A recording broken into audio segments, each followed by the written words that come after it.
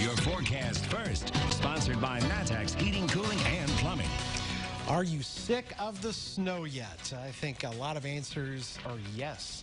Unfortunately, more snow in the forecast tonight. Another round setting up here near I-55, Jacksonville to Springfield.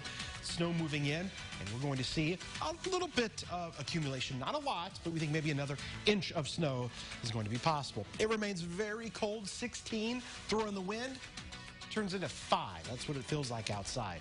And outside we look along Neal Street, still looking pretty good out there. Temperatures, once again, heading down to the single digits by morning. Not only do we have snow for tonight, but a stronger system for the weekend. We'll talk about that and when temperatures finally get above freezing. It's in the 7-day. We'll share it with you coming up, so stick around. WCIA 3 News starts right now. Now on WCIA 3 News. Has the highest positivity rate of any county in the state. Is COVID out of control or an isolated outbreak? Plus, what is the state of the state? What the governor is proposing to fight the pandemic.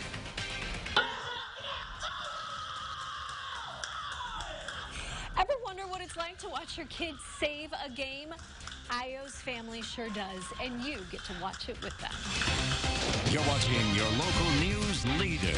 This is WCIA 3 News at 6. We are, again, dubious distinction, the highest in the state on this particular day.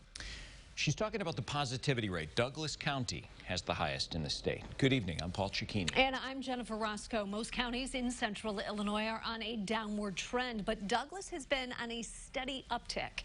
WCIA 3's Courtney Bunting live in our newsroom. Courtney, so why do they think this is happening?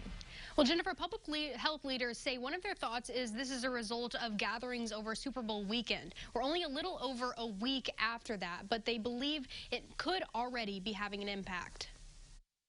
As much as possible, wear your masks. You know, that as much as possible, you social distance. That advice is still ringing true as we round out a year since the pandemic began.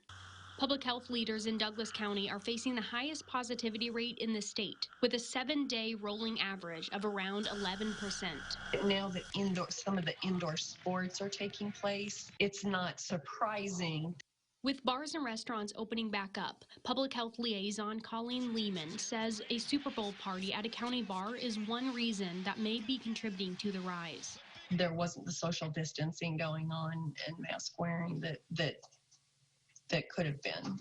Villa Grove schools are switching to remote learning because of an increasing number of students and staff placed in quarantine, adding that it made it no longer feasible to have in-person learning.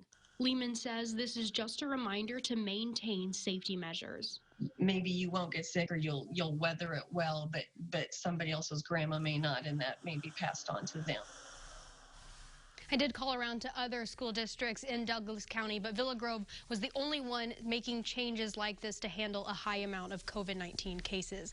Live in the newsroom, Courtney Bunting, WCIA 3, your local news leader. All right, Courtney, thank you so much. Now the state's positivity rate, 7-day positivity rate, is at 3.4%. There are almost 1,800 new cases and 24 more people have died from the disease. 40,000 vaccines were given out yesterday. The rolling average is now around 60,000. The state has administered almost 2 million doses. In a virtual budget address, Governor Pritzker said the state of the state is generous, heroic, and strong. But he also said Illinois needs help from businesses and the federal government to pay the bills. Capitol Bureau Chief Mark Maxwell is live in Springfield. Mark, this was the governor's first budget address since voters rejected his graduated income tax. And Paul, Governor Pritzker, his budget address kicking off an intense political battle over the state's fiscal crisis. Who's to blame and who gets stuck with the bill? The governor's plan would not raise taxes on everyone, but it would wipe out nearly $1 billion in tax breaks for businesses. He called them loopholes, but House Republican leader Jim Durkin said no, a loophole is like parking your money offshore or claiming a creative property tax exemption. A bit of a jab back at the governor, also accusing him of exacting revenge on businesses because his graduated income tax failed. At a time when businesses across our state are grasping at straws to stay afloat after being shuttered due to executive orders, Governor Pritzker is now proposing a tax increase on all of them, saying they are just loopholes. Pritzker hit back at the far right, saying they were the ones who made the pandemic worse. Throughout the pandemic, they have encouraged businesses to defy health guidelines, spread conspiracy theories about COVID deaths, and fought mask guidelines tooth and nail. In essence, they eliminated the fire department, burnt down the house, and poured gas on the flames. And now they're asking why we're not doing more to prevent fires. The governor punching back at Republicans there. In other words, asking, how do we get into this mess and how will we dig out of it? The governor reluctant to raise taxes. Republicans just as reluctant to propose cuts to spending. All of this boxing the governor and Republicans into a bit of a corner as we approach the 2022 campaign for re-election for Governor Pritzker. It sets up a fascinating referendum on tax breaks. Do they help grow jobs? And if so, will it hurt if we take them away? Senate President Don Harmon chiming in with reaction to that very topic, saying in a statement, quote, it's fair to ask what the hardworking taxpayers of Illinois are getting in return for corporate tax breaks. We're about to find that out over the course of this budget debate over the next few weeks. Reporting in Springfield, Mark Maxwell, WCIA 3, your local news leader. Mark, it certainly seems like that lingering question is in Illinois. How do we dig out? Thanks.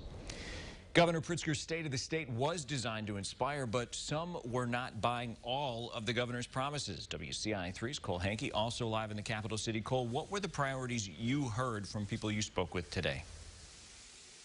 Well, it's no surprise that COVID and the state's recovery plan were at the front of people's mind.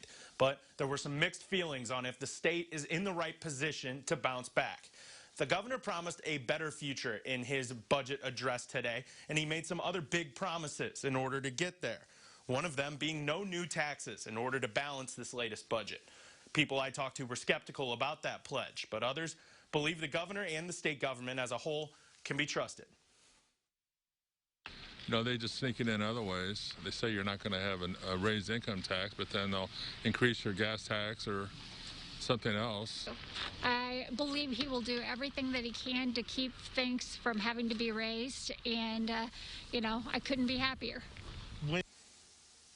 The governor also budgeted more money to the Department of Employment Security, but he also is not putting any additional money to K-12 education, instead choosing to budget the same amount that he did last year. The people I talked to had similar priorities to the state's plan, but they were also had their perceptions to the state were different. Some told me that it was a mess, and others said that there was just a long to-do list to get done. Paul? All right, Cole, thanks for that update. And here's an update for you. A man accused of trying to kill his ex-girlfriend was in court today. Lamont Jackson was arrested Saturday. Police say he broke into his ex's home Friday night and refused to let her leave. Investigators say he threatened her, hit her with a gun, and shot her in the leg. He's facing charges that could put him behind bars for the rest of his life. Urbana City Council members are meeting tonight to talk about the police department's use of force policy. They're also hoping to bring more transparency to the department. That means they're going to talk about de-escalation techniques and adding a non-police Urbana resident to the use of force review board. That meeting kicks off tonight at 7. We'll bring you what comes out of it tonight at 10. First COVID, now turn down the heat. Which school district is making changes to conserve energy? And also tonight. It was an adjustment we all had to make, you know, being at all his games since he was 3. COVID-19 keeping Io's family in Chicago, but that's not stopping them from watching games together. We get to go inside their watch party after another late save from the future All-American. 18 and -7 today, the highs and the lows. Another cold night is in store. We're going to talk about more snow in the forecast as well coming up.